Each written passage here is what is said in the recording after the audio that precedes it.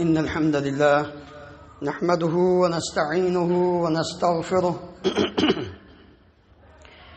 ونعوذ بالله من شرور أنفسنا ومن سيئات أعمالنا من يهده الله فلا مضل له ومن يضلل فلا هادي له وأشهد أن لا إله إلا الله وحده لا شريك له وأشهد أن محمدا عبده ورسوله صلى الله تعالى عليه وعلى آله وأصحابه وبارك وسلم يا أيها الذين آمنوا اتقوا الله حق تقاته ولا تموتن إلا وأنتم مسلمون يا أيها الناس اتقوا ربكم الذي خلقكم من نفس واحدة وخلق منها زوجها وبث منهما رجالا كثيرا ونساء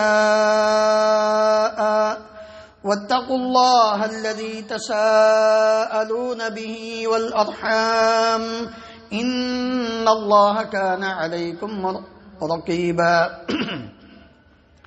يا أيها الذين آمنوا اتقوا الله وقولوا قولا سديدا يصلح لكم أعمالكم ويغفر لكم ذنوبكم ومن يطع الله ورسوله فقد فاز فوزا عظيما أما بعد فإن خير الحديث كتاب الله وخير الهدي هدي محمد صلى الله عليه وسلم وشر الأمور محدثاتها وكل محدثة بدعة وكل بدعة ضلالة وكل ضلالة في النار رب اشرح لي صدري ويسر لي أمري واحلل عقدة من لساني يفقه قولي اللهم انفعنا بما علمتنا وعلمنا ما ينفعنا وزدنا علما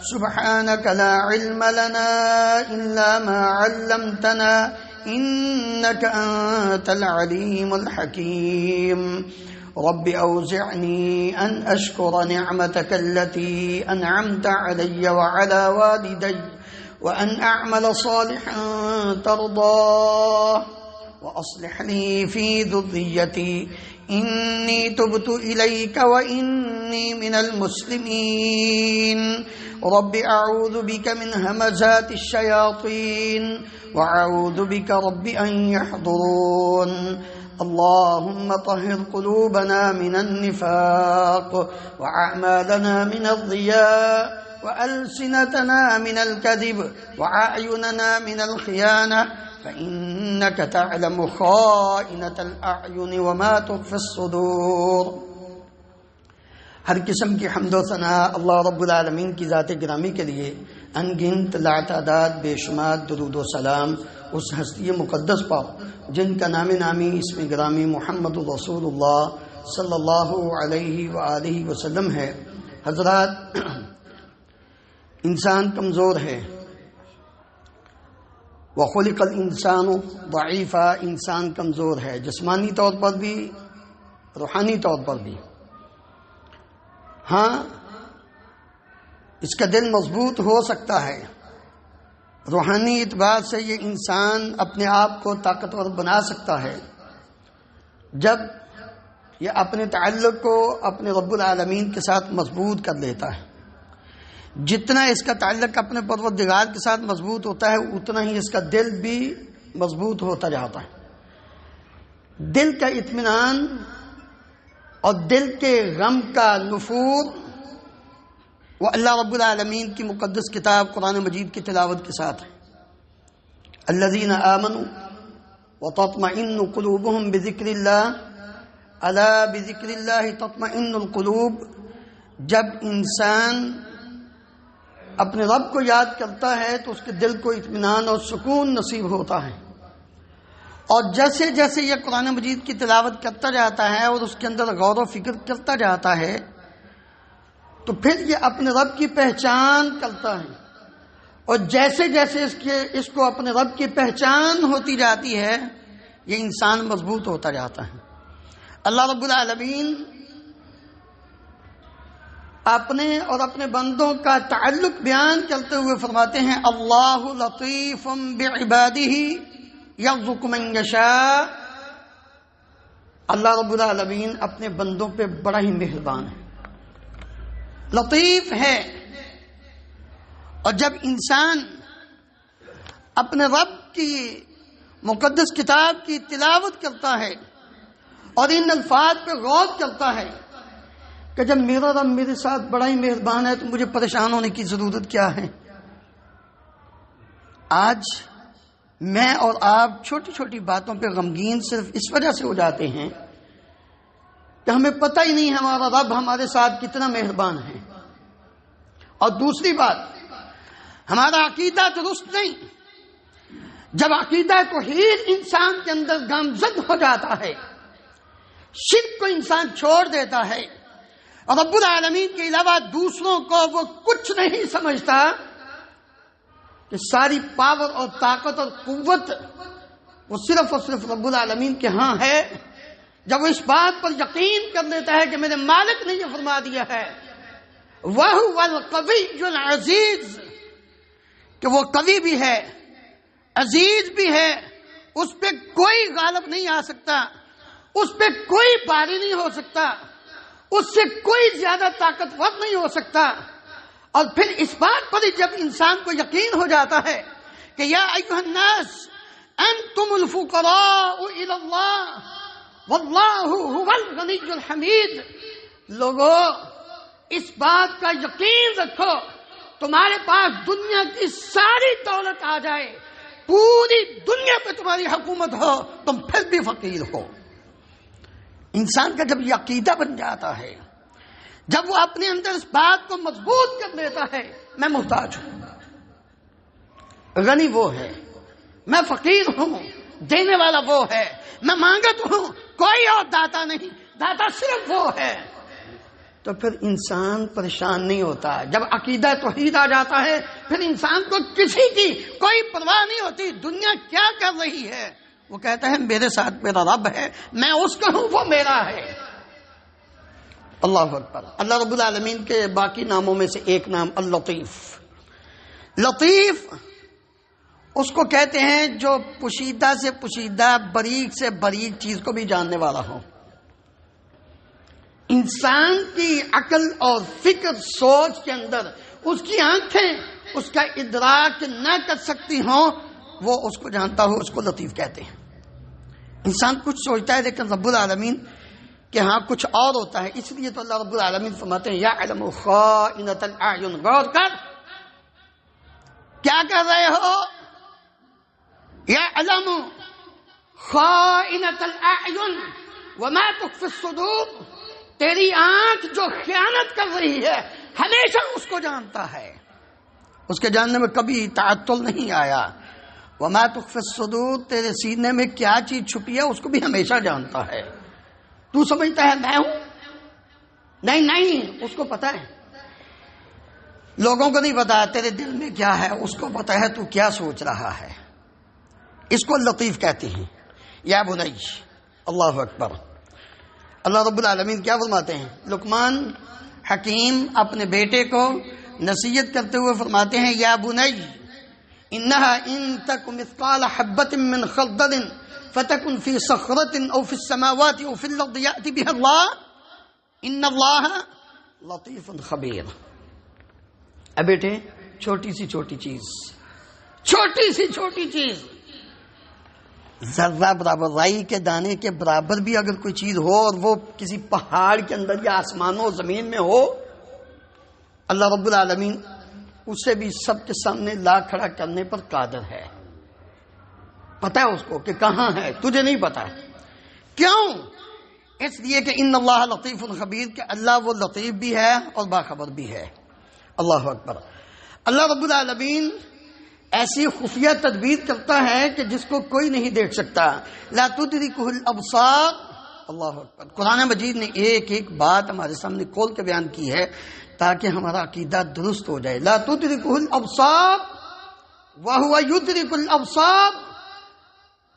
اللہ رب العالمین کو یہ آنکھ بصارت دنیا کی نہیں پا سکتی، اور وہ ہر ایک کو دیکھتا ہے، ہر ایک کا ادراک ہے اس کو. کیوں؟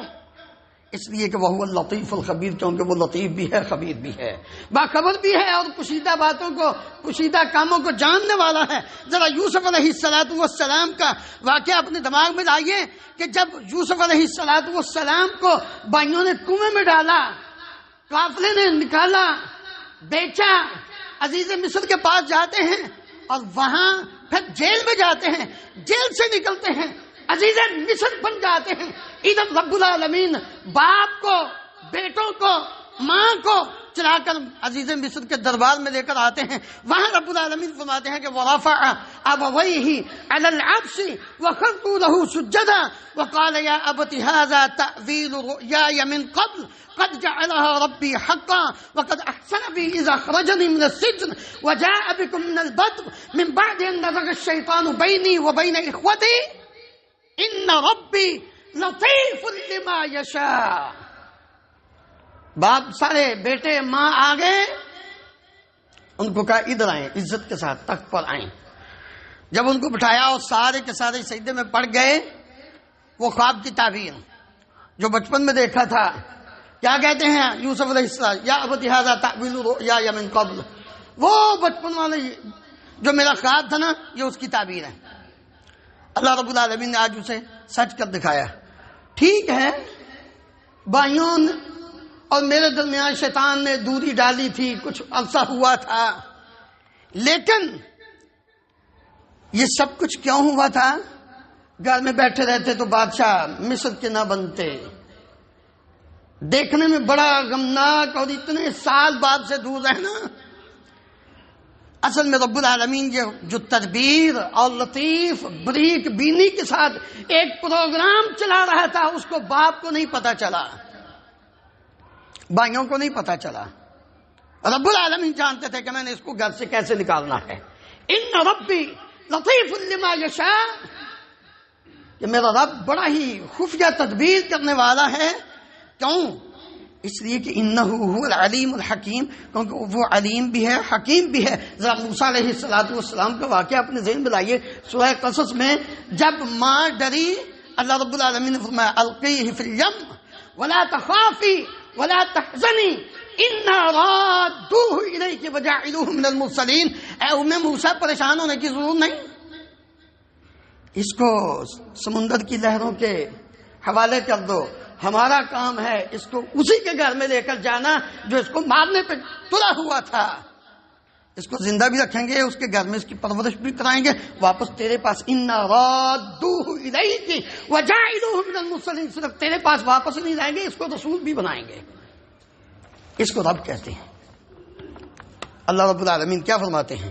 وَأَصْبَحَ فُؤَادُ أُمِّ مُوسَى فَارِغًا إِن كَادَتْ لَتُبْدِي بِهِ لَوْلَا أَن رَبَطْنَا عَلَى قَلْبِهَا لِتَكُونَ مِنَ الْمُؤْمِنِينَ.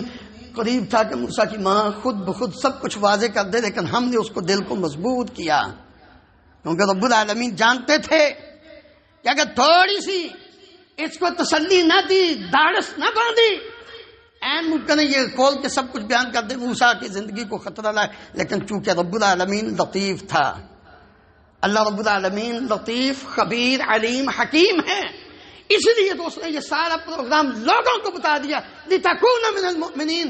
اور ماں کو بھی یہ یقین دلانے کے لیے تاکہ اس کو پختہ یقین ہو جائے کہ تو ڈر رہی تھی، ہم نے تجھے یہ کہا تھا کہ تیرے پاس واپس لائیں گے، آیا بھی تیرے پاس، تیرا ہی دودھ پیے گا، خرچہ فرعون دے گا.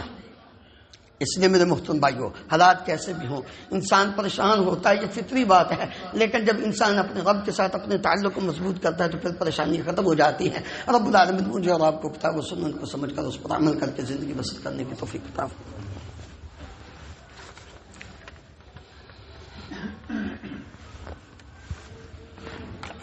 ان الحمد لله نحمده ونستعينه ونستغفره ونعوذ بالله من شرور أنفسنا ومن سيئات أعمالنا من يهده الله فلا مضل له ومن يضلل فلا هادي له وأشهد أن لا إله إلا الله وحده لا شريك له وأشهد أن محمدا عبده ورسوله صلى الله تعالى عليه وعلى آله وصحابه وبارك وسلم. محترم حضرات، جب انسان اس بات پہ یقین کر لیتا ہے اور پھر اس کے مطابق اپنی زندگی بسر کرتا ہے کہ میرا رب لطیف ہے، اس کا لطف و کرم ہمیشہ مجھ پر ہوتا رہتا ہے، مجھے سمجھ آئے یا نہ آئے، تو پھر انسان ڈگمگاتا نہیں بلکہ اس اللہ کے لطف و کرم کے ثمرات بھی دیکھتا ہے۔ جب یقین ہو جائے نا پھر انسان اس طرف چل پڑتا ہے۔ اللہ اکبر۔ سب سے پہلا جو فائدہ ہے اللہ تعالیٰ کے لطیف صفت کو سمجھنے کا کہ انسان کے اندر اللہ رب العالمین کے بارے میں حسن ظن پیدا ہوتا ہے ہر وقت، کیونکہ وہ جانتا ہے کہ جو ہمیشہ ہی اپنے بندوں پہ، ذرا غور فرمائے نا، جو اس کو گالیاں دیتے ہیں، جو اس کو رب نہیں مانتے، جو اس کا انکار کرتے ہیں، رب العالمین نے ان کو بھی زندہ رکھا ہوا اور ان کو روٹی روزی بھی دے رہا ہے، ان کو بھی اللہ رب العالمین دنیا میں عزت دے رہا ہے۔ آخرت کا معاملہ الگ ہے۔ لطیف وہ اتنا ہے کہ دنیا کے اعتبار سے عباد کے اندر بھی اللہ لطیف بعبادہ، دنیا کے اعتبار سے مسلمان کافر سارے شامل ہیں، لیکن آخرت کے اعتبار سے لطیف رب العالمین صرف اہل ایمان کے لیے ہوگا، کافروں کے لیے نہیں ہوگا۔ حسن ظن انسان کے اندر پیدا ہوتا ہے کہ میرا رب میرے ساتھ کبھی برا نہیں کرتا۔ ابو ہریرہ رضی اللہ عنہ بیان کرتے ہیں رسول اللہ صلی اللہ علیہ وسلم نے فرمایا ان اللہ عز وجل قال، اللہ رب العالمین فرماتے ہیں حدیث قدسی میں، انا عند ظن عبدی بی، میں اپنے بندے کے ساتھ اس کے گمان کے مطابق ہوتا ہوں، جیسا میرے متعلق انسان کا گمان ہوتا ہے، خیال ہوتا ہے، میں بھی اس کے ساتھ اسی طرح کا ہی معاملہ کرتا ہوں۔ اب آپ خود سوچ لیں کہ جب رب العالمین لطیف ہے، مہربان ہے، تو ہمیں اپنے رب کے ساتھ کیسا گمان رکھنا چاہیے۔ بلکہ مسلم احمد کی روایت ہے ان ظن بی خیرا فلہ، اگر وہ اچھا گمان کرتا ہے تو اس کے لیے اچھا ہوگا، وان ظن شرا فلہ، اگر وہ برا گمان رکھے تو برا ہی اس کے ساتھ ہوگا۔ یعنی اللہ تعالیٰ کے ساتھ جیسا گمان ہو پھر مالک اس کے ساتھ اسی طرح کہیں، اس لیے انسان کو کبھی بھی بدگمانی نہیں کرنی چاہیے۔ دوسرا فائدہ کہ انسان ہر قسم کی بلا اور مصیبت میں، پریشانی، آزمائش میں صبر کرتا ہے، کیونکہ اس لیے کہ اس کو پتہ ہوتا ہے کہ یہ بظاہر چیز ہے۔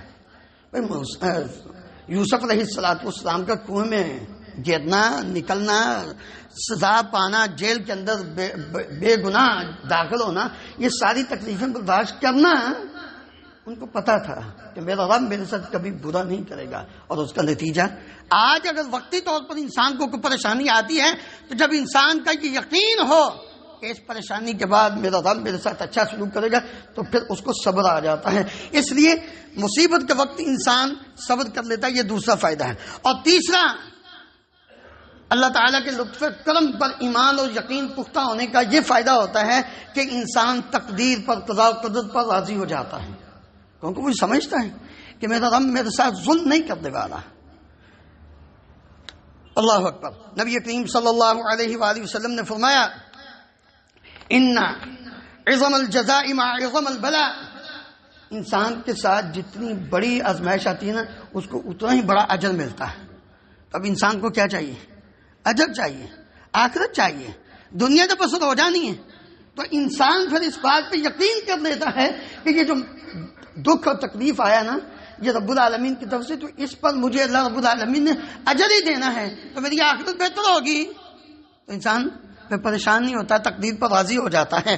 اس لیے کہ لأن قلب الرجل المؤمن امتلا یقینا ان اللہ لا یختار له الا خیرا، کہ مومن بندے کا دل جو ہے نا وہ اس بات پر یقین کر لیتا ہے کہ اللہ تعالیٰ نے میرے لیے جو بھی اختیار کیا نا وہ بہتر اختیار کیا ہے، کوئی برا اختیار نہیں کیا۔ بعض حکماء کہتے ہیں کہ رب امر ضاق به صدرک، تیرا سینہ بعض کا کسی معاملے میں تنگ پڑ جاتا ہے، وکان فیہ نجاتک، حالانکہ اس میں تیرے لیے کیا ہوتی ہے؟ نجات ہوتی ہے۔ ورب امر احببتہ وکان فیہ ہلاکک، بعض اوقات تو کسی کام کو پسند کرتا ہے لیکن اس میں تیرے لیے کیا ہوتی ہے؟ ہلاکت ہوتی ہے۔ کیوں؟ اس لیے کہ واللہ یعلم وانتم لا تعلمون، اللہ جانتا ہے کہ تیرے لیے بہتر کیا ہے اور تیرے لیے برا کیا ہے۔ انسان صرف اپنی تخلیق پر ہی غور کر لینا کہ میں کس حالت میں پیدا ہوا ہوں، کس حالت میں، میری ابتدا کیا تھی، ماں کے پیٹ میں کیسے رہا ہوں، پھر رب العالمین نے مجھے دنیا میں لایا، پیدا کیا، تو کبھی بھی اپنے رب کے ساتھ برا نہ سوچے، اس کے متعلق برا گمان نہ کرے۔ تو اس لیے میرے محترم بھائیو، ہمیں ہر وقت اللہ رب العالمین کو یاد کرنا چاہیے۔ وَأَسِرُّوا قَوْلَكُمْ أَوِ اجْهَرُوا بِهِ إِنَّهُ عَلِيمٌ بِذَاتِ الصُّدُورِ أَلَا يَعْلَمُ مَنْ خَلَقَ वहुव लतीफ़ुल ख़बीर, यार जिसने तुझे पैदा किया क्या वह तुझे नहीं जानता, तेरे हालात से वाकिफ नहीं है। वहुव लतीफ़ुल ख़बीर, वो लतीफ़ भी है, खबीर भी है, तेरे साथ बड़ा मेहरबान है, तेरी एक एक हालत से वो वाकिफ है। अल्लाह रब्बुल आलमीन मुझे और आपको अमल करने की तौफीक अता फरमाए। एक भाई के पिछले दिनों वालिद फौत हुए, उन्होंने दुआ की दरख्वास्त की, और इसी तरह आज एक दोस्त ने फ़ोन किया तो ससुर उनके ICU में है। अल्लाह ताला बीमारों को शिफाए कामिला अजला अता फरमाए। इन्नल्लाह व मलाइकतहु युसल्लूना अलन नबी या अय्युहल्लज़ीना आमनू सल्लु अलैहि व सल्लिमू तस्लीमा। अल्लाहुम्मा सल्लि अला मुहम्मदिन व अला आलि मुहम्मदिन कमा तुहिब्बु व तर्दा। अल्लाहुम्मा इग़फिर लना व लिल मुमिनीना वल मुमिनात वल मुस्लिमीना वल मुस्लिमात अल अहया'i मिनहुम वल अमवात। अल्लाहुम्मा इग़फिर लि जमी'i मौतल मुस्लिमीन अल्लज़ीना शहिदू लक बिल वहदानिय्यह व लिनबिय्यिका बिर रिसालह व मातू अला ज़ालिक। अल्लाहुम्मा इजअल क़ुबूरहुम रौज़तम मिन रियाज़िल जन्नह। अल्लाहुम्मा अशफि मर्दाना व मर्दा المسلمين أذهب الباس رب الناس واشف أنت الشافي لا شفاء إلا شفاؤك شفاء لا يغادر سقما. اللهم انصر الإسلام والمسلمين، اللهم انصر الإسلام والمسلمين، اللهم احفظ الكويت وأهلها والمقيمين عليها. اللهم احفظنا من بين أيدينا ومن خلفنا وعن أيماننا وعن شمائلنا ومن فوقنا، ونعوذ بعظمتك أن نغتال من تحتنا. اللهم أرنا الحق حقا وارزقنا اتباعه، وأرنا الباطل باطلا وارزقنا اجتنابه. اللهم آمنا في أوطاننا، واجعل هذا البلد آمنا مطمئنا رخاء سخاء وسائر بلاد المسلمين. سبحان ربك رب العزة عما يصفون وسلام على المرسلين والحمد لله رب العالمين.